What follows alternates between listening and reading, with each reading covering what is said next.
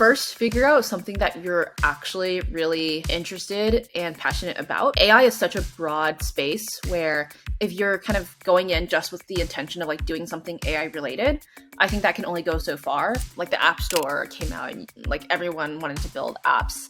I think AI applications are similar. Privacy and security is going to be a super important consideration. Large language models and generative AI in general is known to hallucinate and kind of produce oftentimes like nonsense. Hey, welcome to another episode of the podcast. Today we have a very interesting episode with Bihan, who is a product manager at Scale AI. She got her bachelor's and master's in computer science from Stanford and moved from the software engineering side of things to the product management side of things.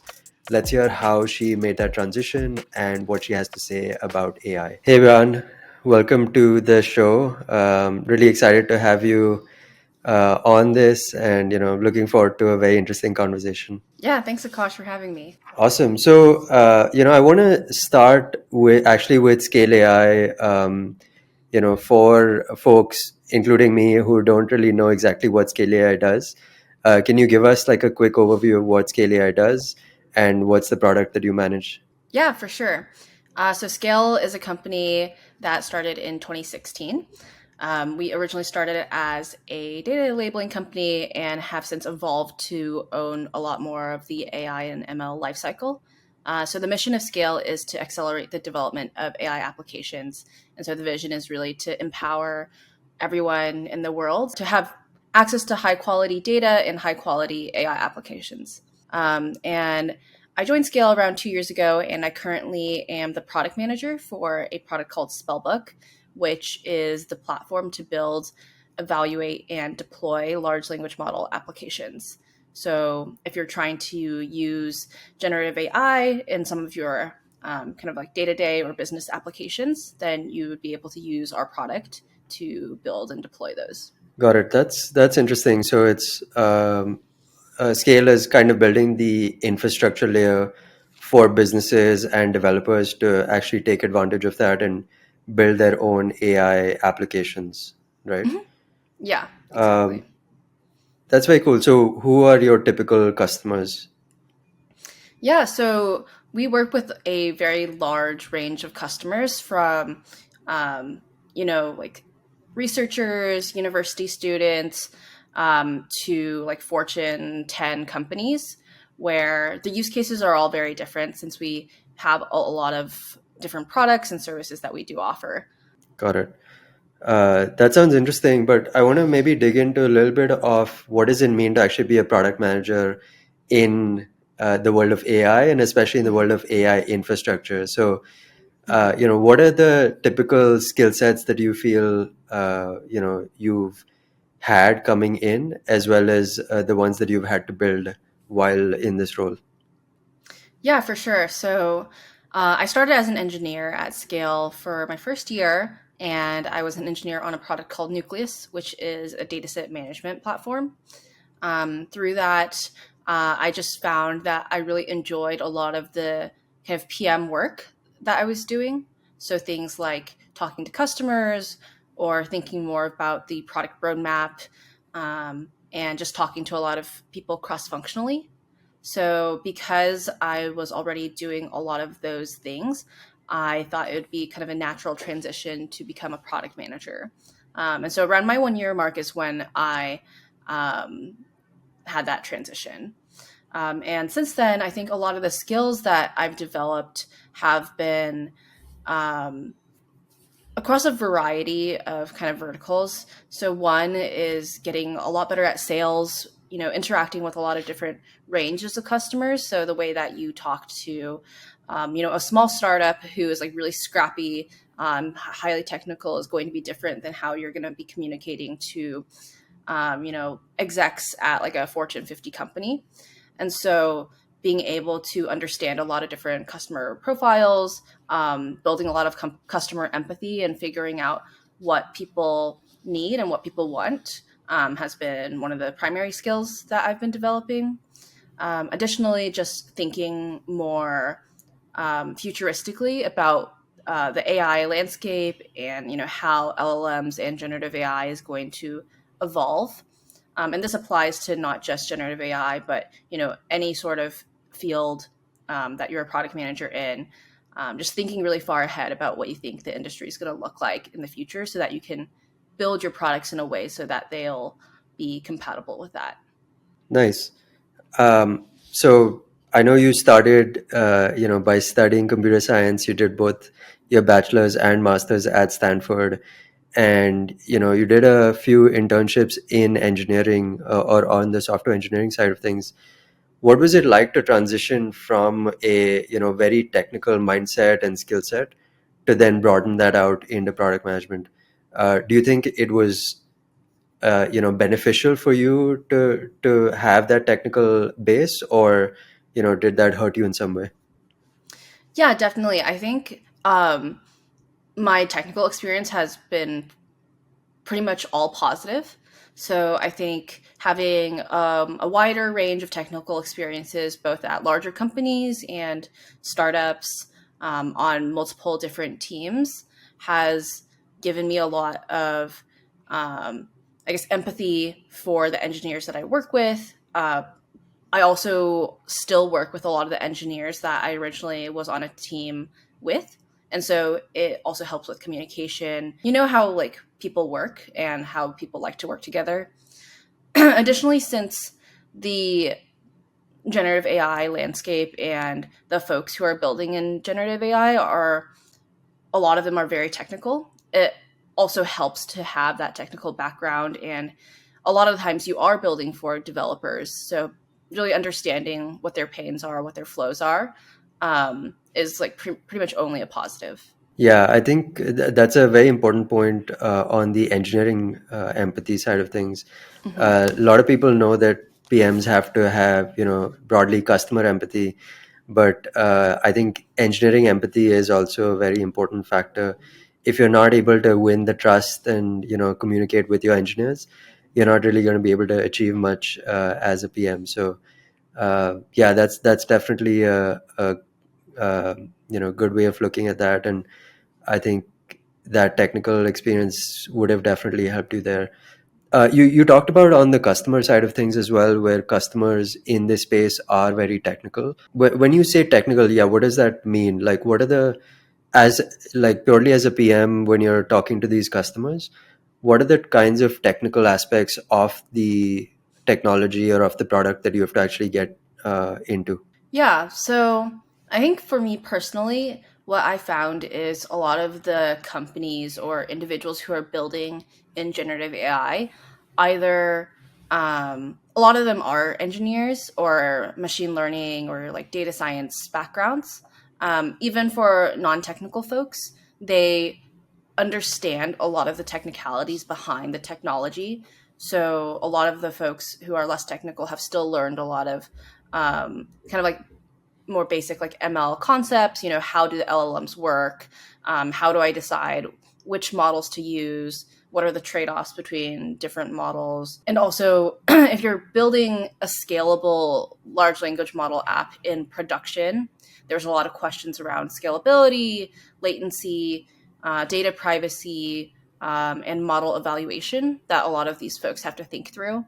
And those are a lot of like really difficult problems and oftentimes like technical challenges that even if they're not working directly with the technology themselves, they've had a lot of time to think about how they want to solve those issues. Yeah, I mean, even though the space has become very big in the last few months on the consumer side of things, Hmm. I think a lot of folks don't realize that AI and research around AI has been going on for decades, if not even longer. So it kind of makes sense that that a lot of these folks on the customer side of things that you're talking to have done a lot of research there, and yeah, you talked about how some of your customers are researchers themselves at universities and at some of these places. So that's definitely an interesting aspect there.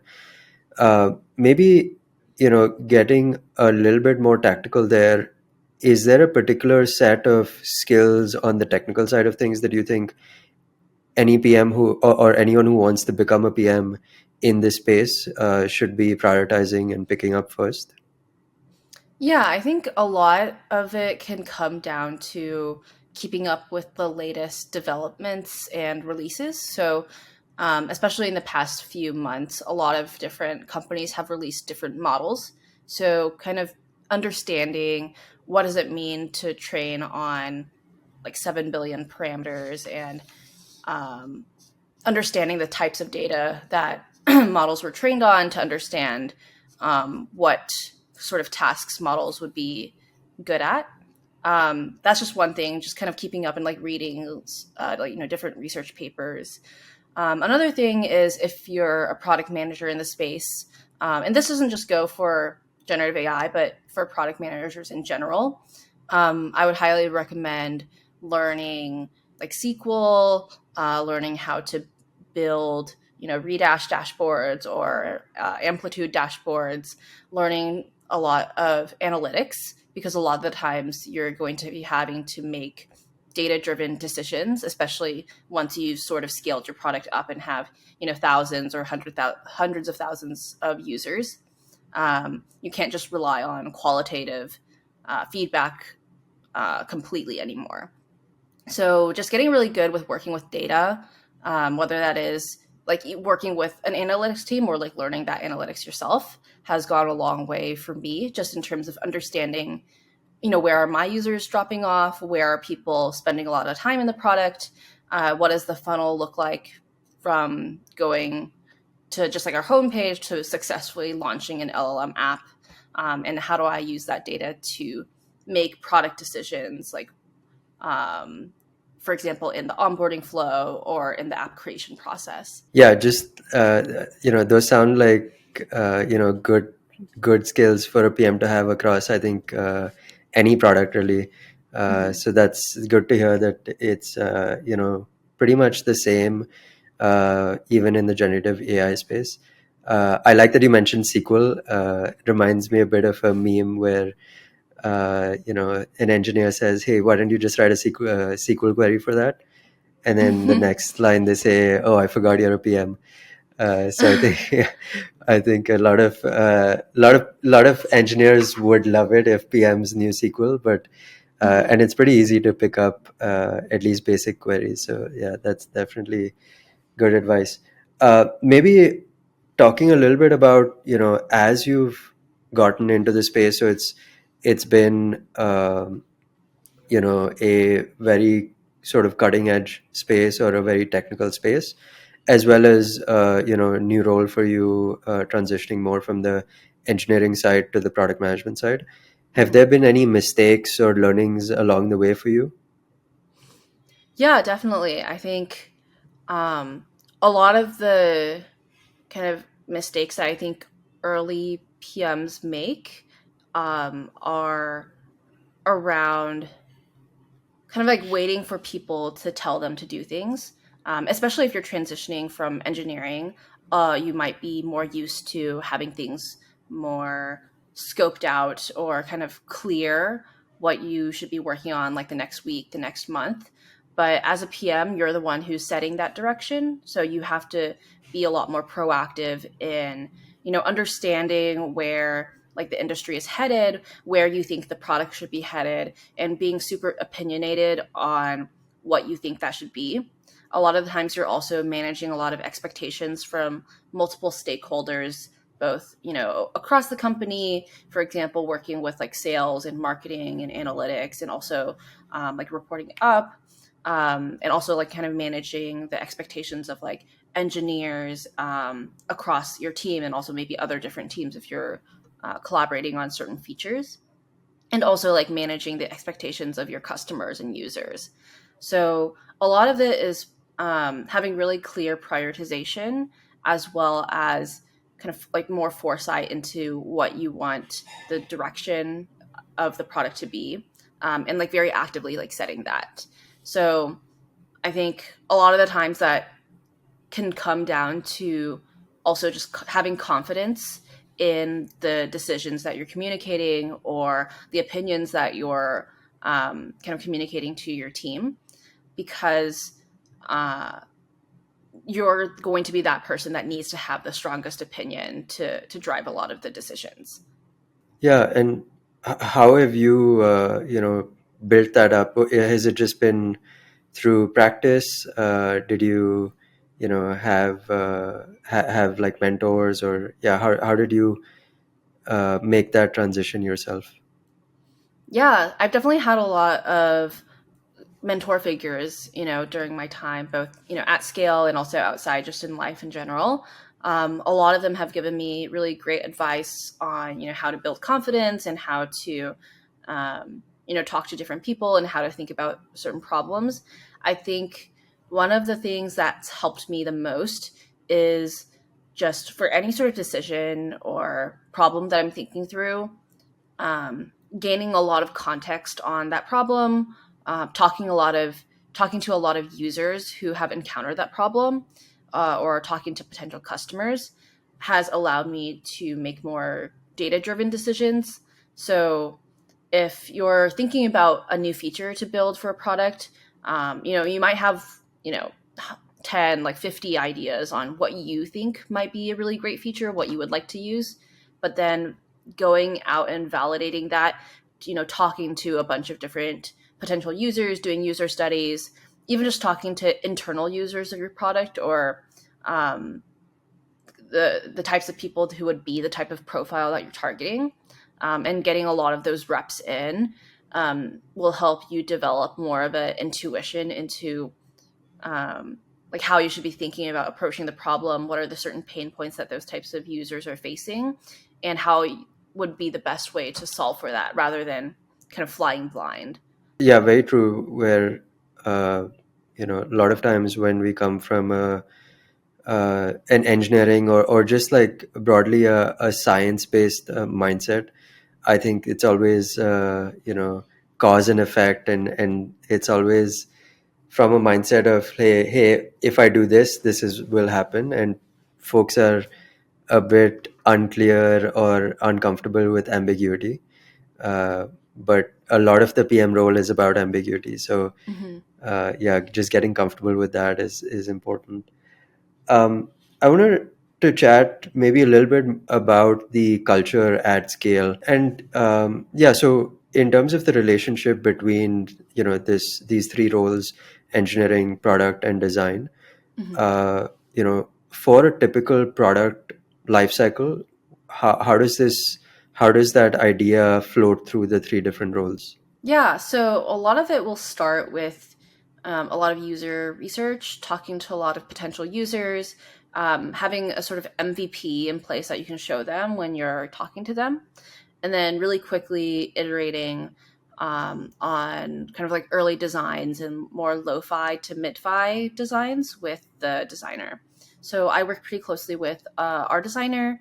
Oftentimes, since it is a more technical product, we'll also have a lot of engineering input on what makes sense from a UX perspective as well as an engineering perspective, and then kind of cycling through that and continuously updating the product and getting more customer feedback is how we've been doing a lot of the iterations on our team.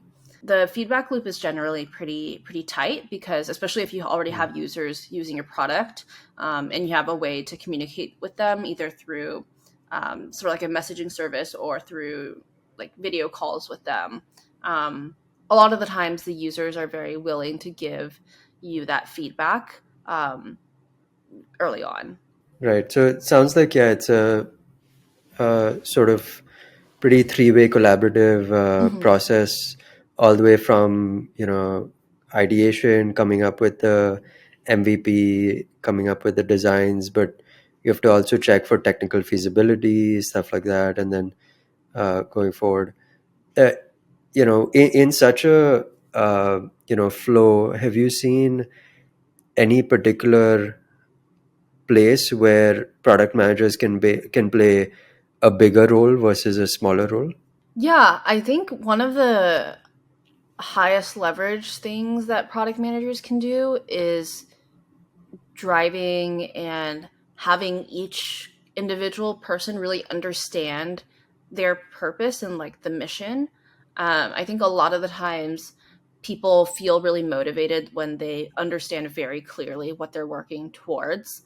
Um, and conversely, if they don't understand what they're working towards, or if a lot of the things don't really make sense or don't piece together in their mind, um, it causes a lot of overhead and communication, like extra communication needed and thrash, if they are, confused, like why they're doing something. And so I think just providing a lot of context to um, everyone that you work with is one of the most important things that I think product managers can do, because in your head things might be really really clear about, why are we doing this, or like why is this person doing this thing and why is that person doing that thing, and you kind of have that full picture in your mind. But a lot of the times, most people that you are working with just have like one portion of that picture, and so um, it's like really easy to forget that not everyone has like the same context as you do. And the more context that people have, the less, I guess, ambiguity and less thrash that there will be for the team. Yeah, I like that. I've been doing a lot of research on Mm-hmm. storytelling broadly, and like different ways to tell compelling stories, and how all of that can come together to set a compelling vision and just be a better communicator. Have there been any frameworks that you use, or yeah, like how do you typically come up with a vision that people are going to resonate with? Yeah, so I think the easiest place to start is creating customer personas and then user journeys. So having a very clear idea of, okay, this is one example of a target customer profile. Maybe they're, you know, in this particular position, their goal is to build XYZ thing, and here are some of the common pain points that they have. Starting with that, and then kind of walking through, okay, step by step, here are the steps they would take to solve this problem. And this is how it translates to what we need to have in our product, at a high level to be able to solve that for them. So a lot of times, once you kind of start out with that user persona and user journey, um, it helps often to not be super prescriptive in the types of solutions that you're trying to build, and making it more of a collaborative process with like the engineers and also designers on what exactly a solution could look like. Because oftentimes, if you give someone a problem, they're a lot more motivated to try and go solve that problem, rather than if you just give them a solution that you thought of and tell them to like implement that solution. Yeah.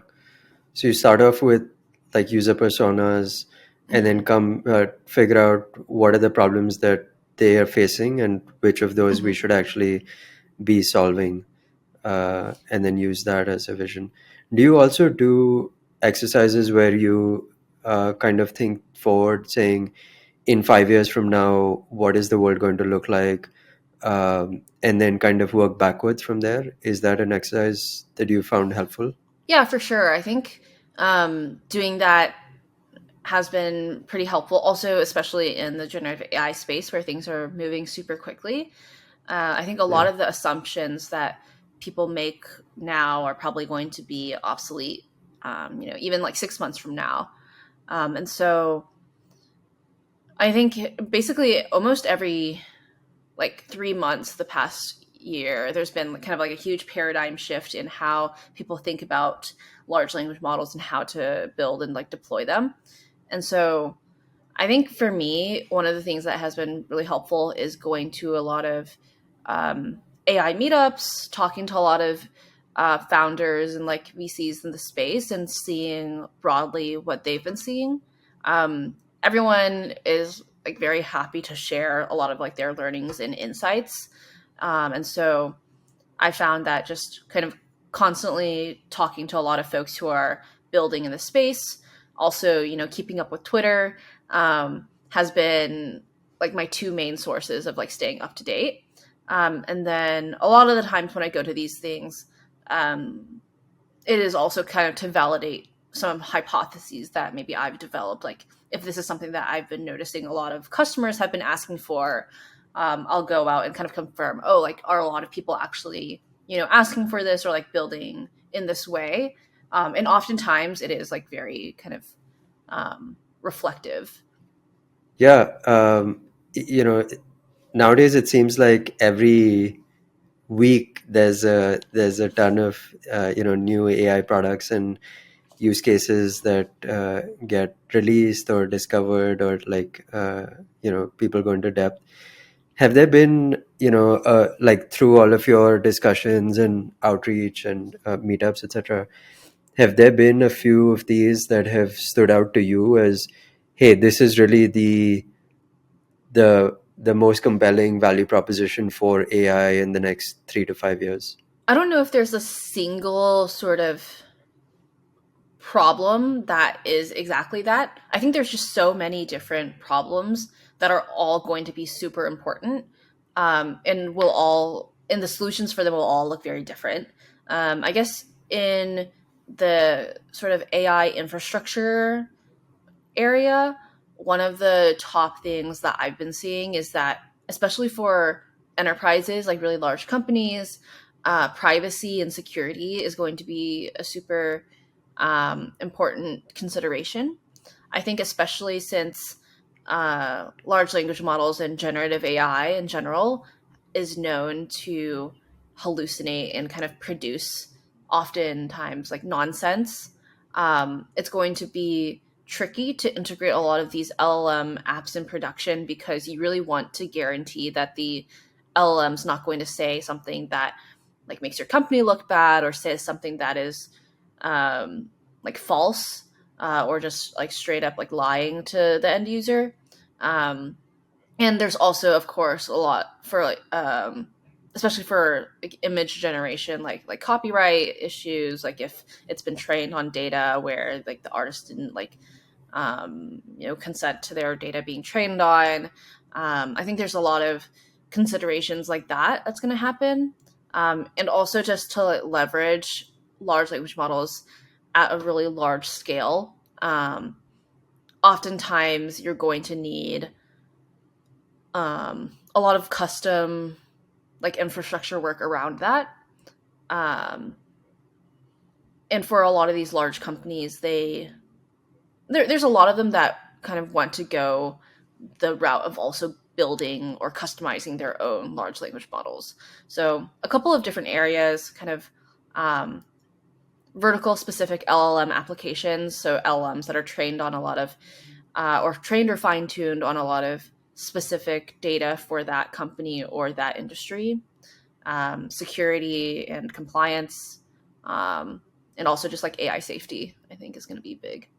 Yeah, seems like there's been a lot of discussion around this, like licensing, and especially when Midjourney comes out with AI generated image, but which looks very similar to an actual artist's work.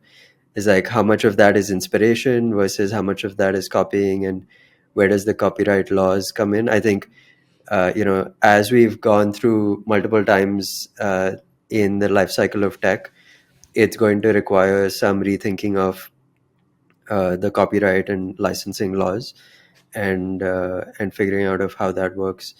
I think this is similar to the early days of self-driving cars, and all the questions of like, hey, if someone's in a self-driving car, who is responsible for a car crash or an accident or something? Seems Mm-hmm. like a lot of these very basic questions are going to start coming up again and need to be resolved. Mm-hmm. Um, One of the things that you mentioned was setting guardrails in place, and for these hallucinations and Mm-hmm. sometimes things that AI kind of spits out but doesn't really make sense. I'm sure like companies are definitely going to want to have that. But is there also a market for sort of unfiltered, unfettered AI, which is like a human, where humans also sometimes say stuff that doesn't make sense? Um, yeah, what are your thoughts there? Yeah, I definitely think there's a lot of more commercial applications where that could be the case. For example, if you're just like, building chatbots to talk to people in sort of a non-professional way, or, chatbots that are not meant to actually provide a service to that particular person, or if you're just like honestly just like talking to ChatGPT or like a different like chatbot. I think the consequences are oftentimes less severe than, for example, if you're like a large enterprise, using LLM apps. A lot more of your reputation is at stake. So I think it kind of varies depending on the use case and the company that is sort of integrating that LLM, because for some companies it's going to matter way more than other companies. um, and I think it's often just correlated with like the size of the company and like the reputational risk. But I do think there is like, a large range of people, especially like on Twitter, like a lot of people don't care as much, if it's just them personally interacting, or like them and their friends like personally interacting and like kind of pushing the limits of LLMs and kind of seeing what they can do. I think there's definitely still like a lot of a room for that too. Yeah, there was this whole group of people who kind of broke the Microsoft AI and got Mm-hmm. into this persona that called itself Sydney, uh, and like it actually felt like they were talking to a person who was stuck inside a computer. Mm-hmm. And just reading those transcripts, it even when like, okay, this is a AI model, and like some of the background of how it works, it feels so eerily like a person. It's interesting. I recently rewatched the movie Her, Mm-hmm. and I think there's definitely very soon going to come up these AI models that are basically companions, where you want someone who you can chat with, who you can just share stuff and kind of just vent out to, and feel like they understand you and have this empathy.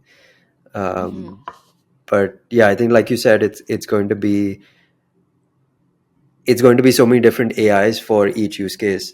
Is like, are AI models going to be like the apps of 2008, that everyone wants to build their own app, and now everyone wants to build their own AI?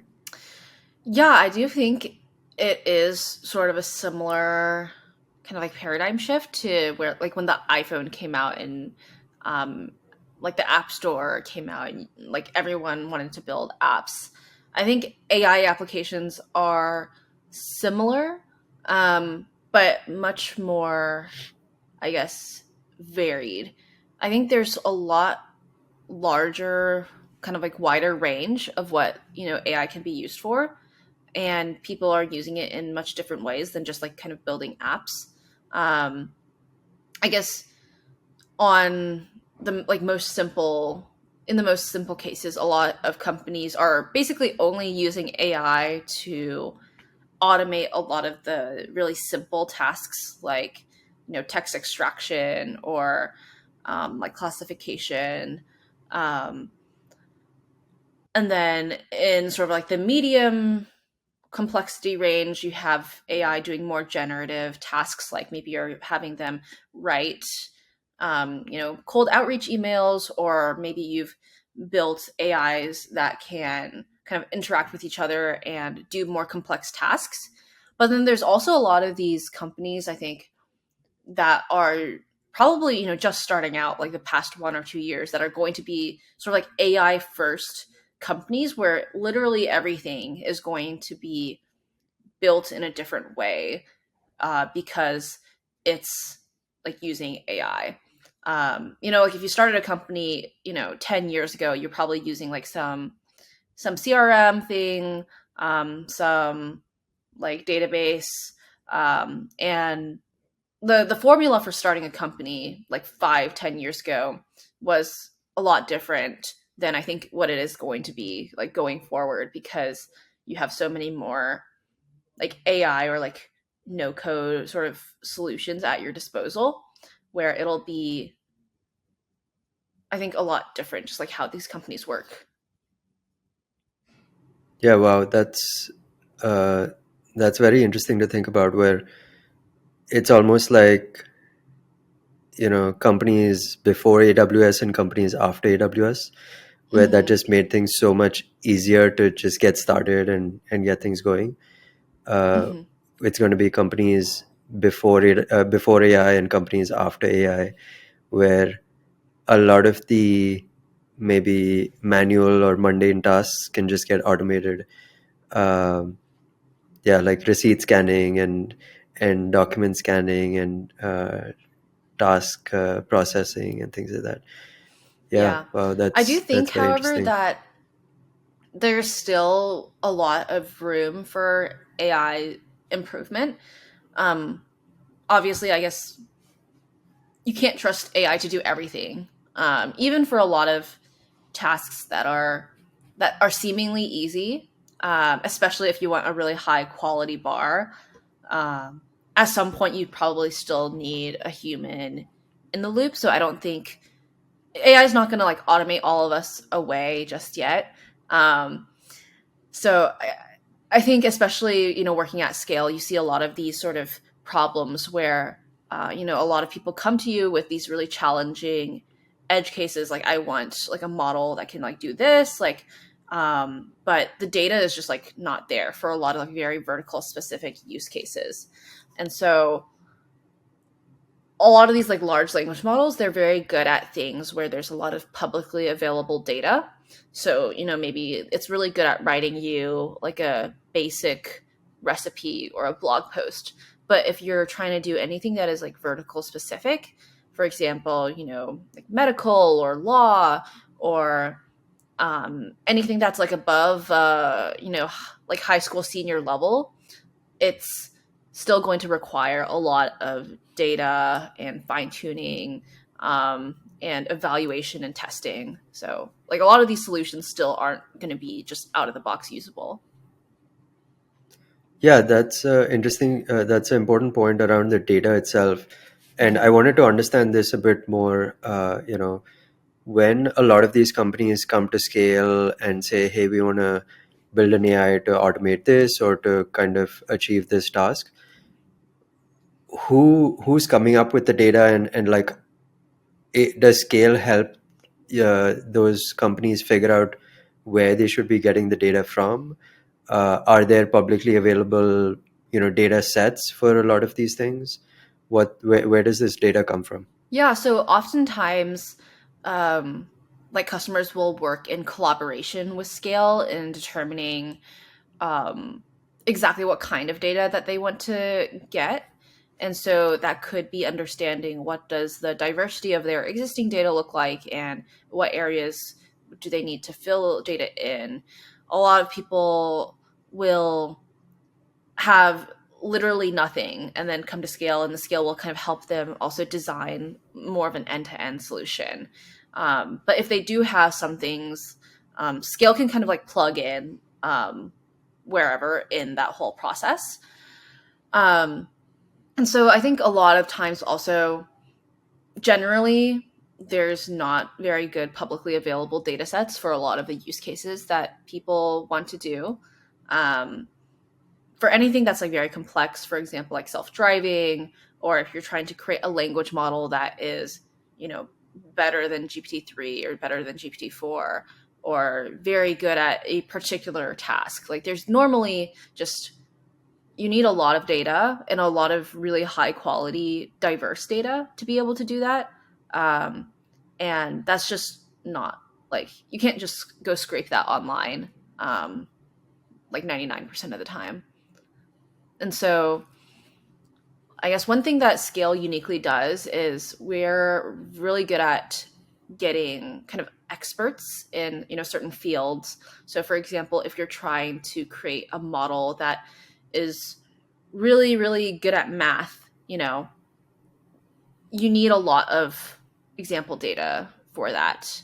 And like Scale can provide the experts needed to like generate that data Mm. for you. Okay. And does this mean that, soon every company has to have data scientists and, folks who can work with AI models and build the data sets for them?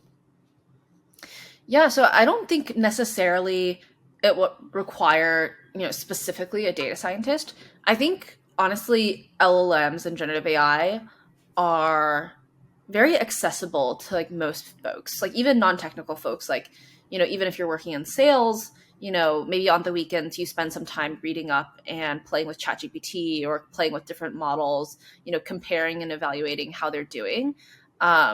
There's also like, a lot of tools that make it easy where you don't have to write a single line of code to get started with just kind of experimenting with LLMs.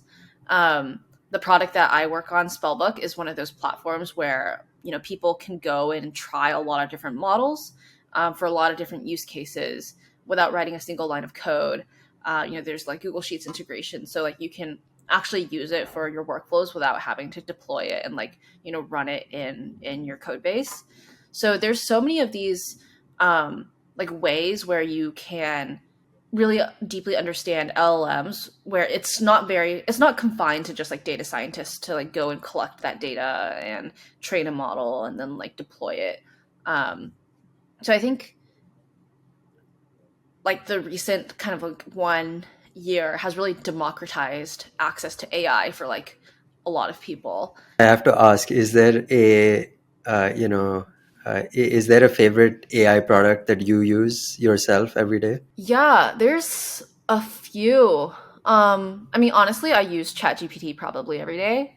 Um, I think it's just, very, very convenient. And I think also, I mean, it doesn't do anything super, I guess, like spectacular. Like, it doesn't just like write my whole like report for me, but it's like having someone to bounce ideas off of and someone to help rephrase things or kind of brainstorm with rather than, okay, here, like do my job for me.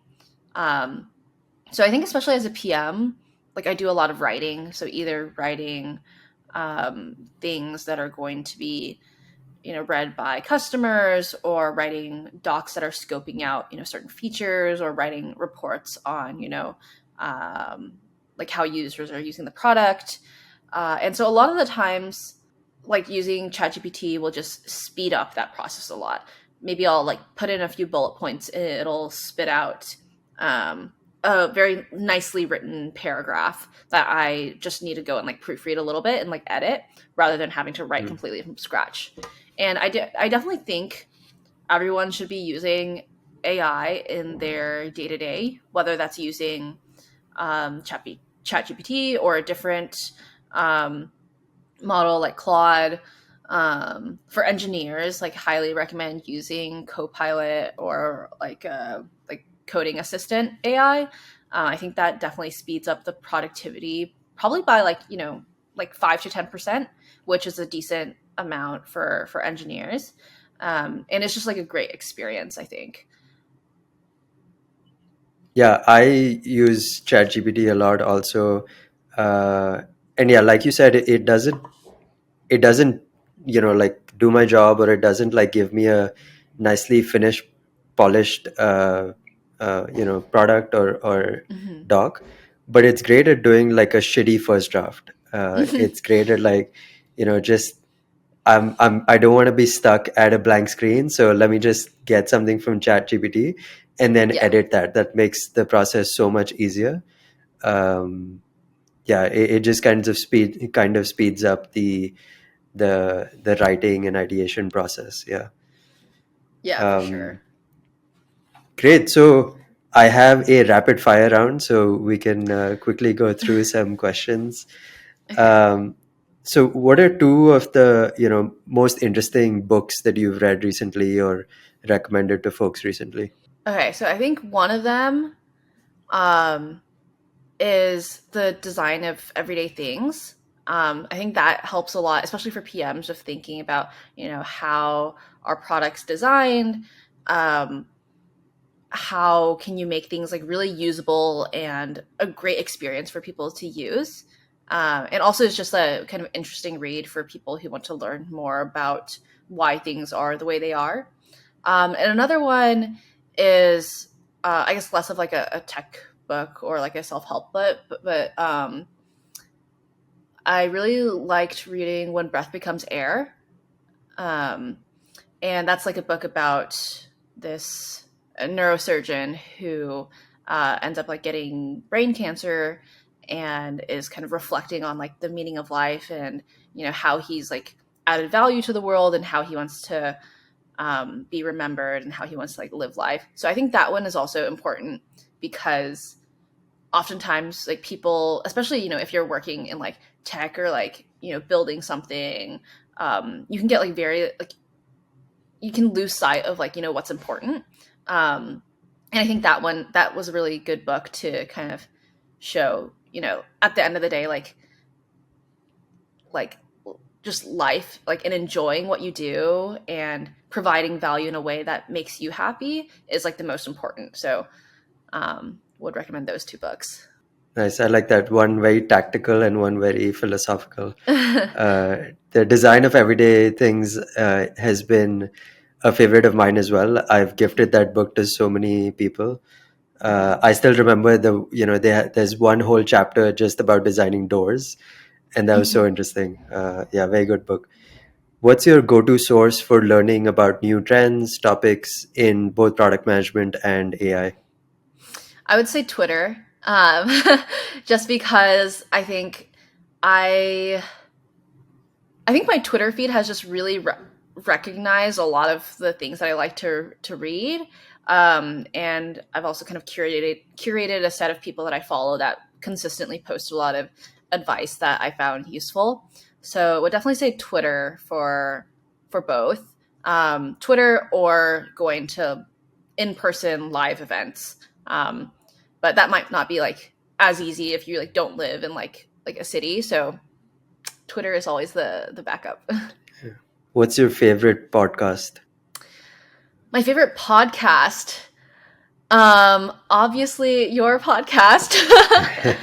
I actually don't listen to a lot of podcasts very regularly, but I guess like back in the day, I listened to a lot of like Graham Stephan's, I guess, YouTube series. I guess Hmm. he kind of like podcasts also, but um, yeah, I'm very into like all of his like financial advice. Nice. Mhm. Are you a morning person or a night person? I'm definitely a night person. I cannot wake up in the morning to save my life. I'm pretty sure the time that I wake up in the morning is purely dependent on when my first meeting is. Yeah, I think I'm pretty much the same. What's a skill that you've picked up in the last 12 months? Sales, yeah.